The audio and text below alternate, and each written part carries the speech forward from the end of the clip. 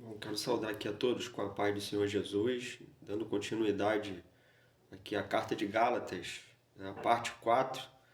Né, nós ainda vamos falar um pouco desse embate da lei com a graça, versus a graça.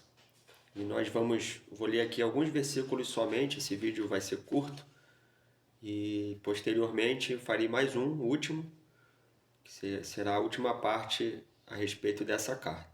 Então aqui eu também já peço inicialmente que aqueles que estão assistindo, às vezes pela primeira vez, ou assistem e ainda não se inscreveu no canal, que se inscreva no canal, né, porque isso ajuda no trabalho, na divulgação, no aperfeiçoamento desse trabalho. Também, né, dá ali a sua informação, joinha, positivo, comentários que você tiver, sugestões. Né, às vezes falei alguma coisa aqui que está fora, que foi errado. Aí lá no comentário você coloca, a gente analisa aqui, críticas também. Né? Jesus, né, foi aquele que veio para salvar o mundo, e por mais perfeito que ele foi, porque ele foi um homem perfeito, né, ele teve críticas, né, várias, contra ele. Eu não vou ser aqui aquele que vai ser o perfeito e que não vai ter nenhum erro. Né? Então, você pode fazer a sua crítica lá, não tem problema nenhum, né? Colocar a sua sugestão, né? Até mesmo falar daquilo que é o seu conhecimento, né? Sobre os assuntos que estão sendo tratados aqui, que a gente pode dividir esse conhecimento também num vídeo posterior.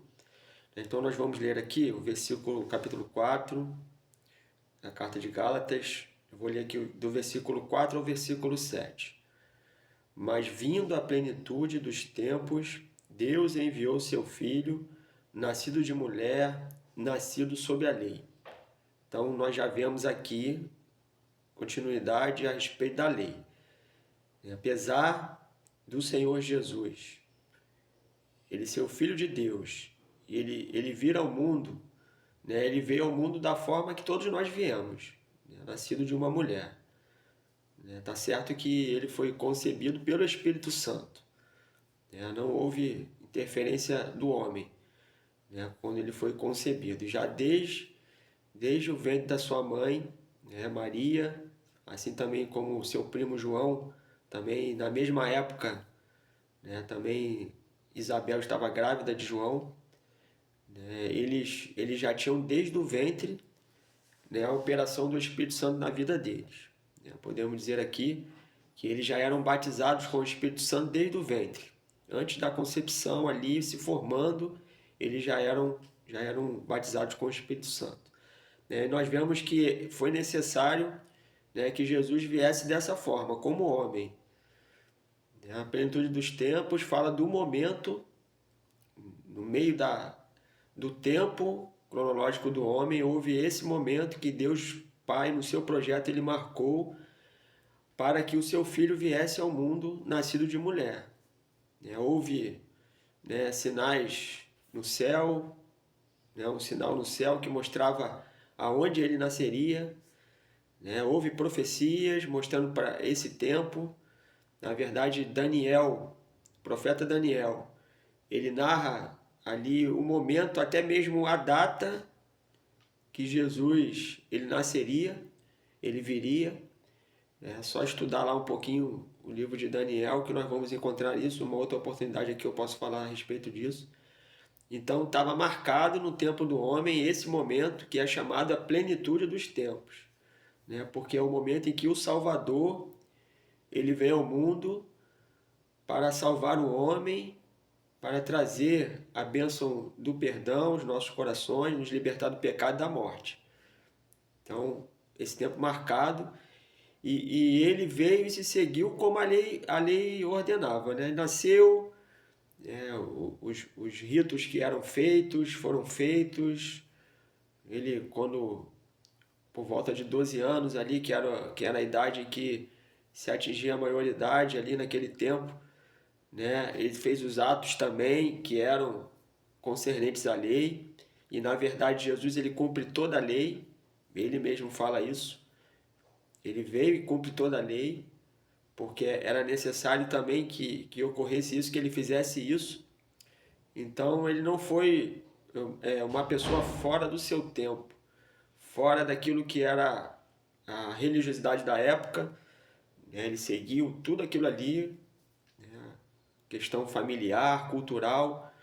Ele viveu no tempo dele, né? No tempo do homem ali, chamado plenitude dos tempos.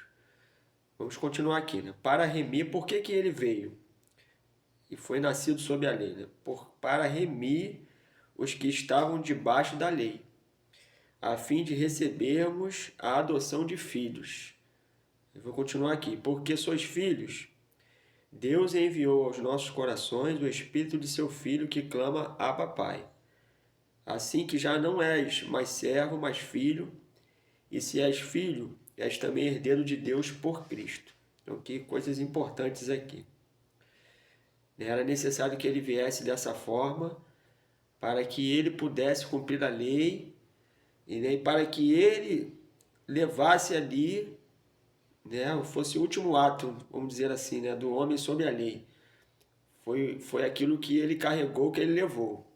E na verdade, quando ele vai à cruz, além dos nossos pecados, além das nossas falhas, dos nossos erros, de toda a humanidade, ele carrega esse peso também sobre ele. Era o último momento ali que ele ia fazer isso, né? Porque a partir da morte, da ressurreição, nós estávamos libertos do pecado e debaixo e libertos da lei, né? Porque uma nova aliança foi estabelecida com a morte e ressurreição de Jesus, e essa aliança agora não é mais com um povo somente, ela é universal e ela atende todos aqueles que o aceitam como Filho de Deus e o aceitam como seu Salvador. Então nós vemos aqui que quando nós fazemos esse ato de aceitar Jesus como nosso Salvador, nós nos tornamos co-herdeiros com Ele. Nós nos tornamos também filhos de Deus. É somente nesse ato. Essa história que é contada, que todos são filhos de Deus, não são todos. Só é filho de Deus aquele que é adotado por Ele. O que é isso, adotado? É quando você aceita o sacrifício dele, aceita Jesus como seu Salvador e você agora faz parte do corpo de Cristo. Então, o que torna o corpo saudável, vivo, em todas as suas atividades, os órgãos funcionando, o que é? É o sangue, não é isso? O sangue que circula, que leva os nutrientes, que retira aquilo que é impuro para ser lançado fora do corpo. Então, o sangue que faz toda essa movimentação necessária para o organismo ter vida. E quando você aceitou Jesus, você recebeu essa mesma genética agora. É o sangue de Jesus, que é o Espírito Santo, ele entra na sua vida e agora você faz parte do corpo de Cristo e todos aqueles que foram alcançados por ele, que aceitaram como seu Salvador, agora também são irmãos em Cristo e são filhos de Deus Pai. Por essa ação do Espírito Santo na nossa vida. Então, se nós somos filhos agora, não somos mais servos. O filho, ele tem uma herança para receber. Se o pai morre, ele tem uma herança para passar para o seu filho. Apesar que, no nosso caso, quem teve que morrer foi o próprio filho, foi o Senhor Jesus que teve que morrer por nós. E a partir desse ato, ele nos deu essa herança eterna, da vida eterna, e de fazer parte agora do corpo dele. Então nós temos direito. Não é algo assim, um favor que você tem e eu posso tirar, não. Quando você tem essa operação de Espírito Santo na sua vida, quando o poder do sangue de Jesus agiu no seu coração, na sua vida, você se tornou filho e você tem direito agora, né, de alcançar essa herança. É direito adquirido, né? Não é algo que pode ser retirado, não pode. Só se você não quiser. Só se você fizer como o filho pródigo fez, que pegou a herança e gastou absolutamente, depois que perdeu tudo, que ele caiu em si, aí ele entendeu que ele precisava voltar. Mas muitos, infelizmente, não conseguem voltar. Perdem a sua vida neste mundo.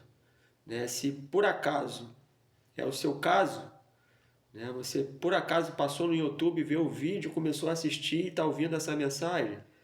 Né? A nossa palavra é aqui: volte para o Pai. O Pai não vai te rejeitar. O Pai vai te receber com um abraço gostoso. Né? Ele vai vir correndo ao seu encontro. É só você decidir no seu coração de voltar para Ele. Não importa aquilo que você viveu, aquilo que você fez, porque o poder do sangue de Jesus é poderoso para apagar todo o pecado. Todo o mal que você cometeu é apagado pela ação do sangue de Jesus. Então você também, se voltar, e aqueles que são servos do Senhor, podem fazer essa oração. Porque o texto fala que o porquê sois filhos, Deus enviou aos nossos corações o Espírito de seu Filho, o Espírito Santo, que clama: Abba, Pai. Abba era uma expressão que era usada carinhosamente, que chamava, quando se falava do filho com o pai, né? Usava essa expressão Abba, que significa paizinho, né? É uma forma carinhosa de chamar pai. Né? Então nós temos um pai agora. Você tem um pai. E você pode, né, clamar, porque o Espírito Santo habita no seu coração, e você pode clamar agora: Abba, Pai. Né? E o Pai, ele te recebe. E nós vamos terminar aqui entendendo que nós não somos mais servos. Paulo queria que as pessoas entendessem isso. O servo está debaixo de uma ordenança, de uma ordem, ele não faz o que ele quer, mas nós somos filhos. Né? E o filho é tratado pelo pai com amor. O pai não obriga, né, o filho a fazer nada. Né? Ele recomenda, ele fala: tem que andar por esse caminho aqui, porque aqui vai dar certo. Não faz isso. O nosso pai, não é um pai maldoso que só quer nos castigar. Deus não é assim. Deus não é um Deus irado que olha para o homem para o castigar. Não.